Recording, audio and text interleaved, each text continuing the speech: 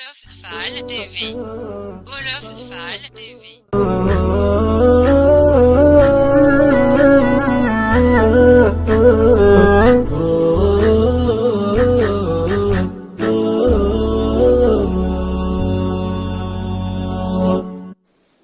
xale yi manoon nañoo yaru de su fekkoon na seen waajur yi yaru nañ.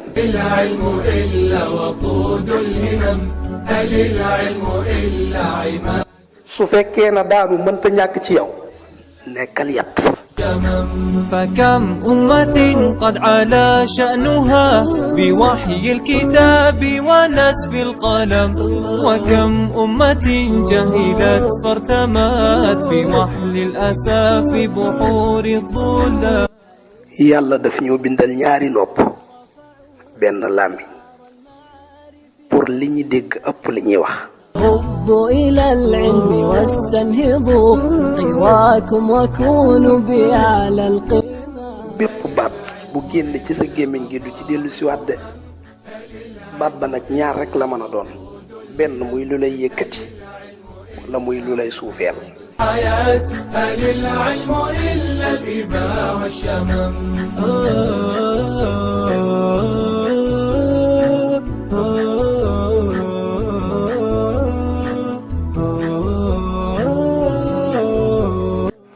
góor gi wéeru ci jigéen gi ko bëgg du daanu mukk.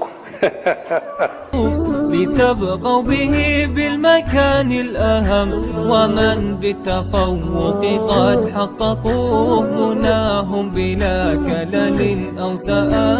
نقول استمروا على نهجكم فإن التفوق إحدى النعم ففيه ستعلو مكانتكم وفيه تسودون كل الأمم.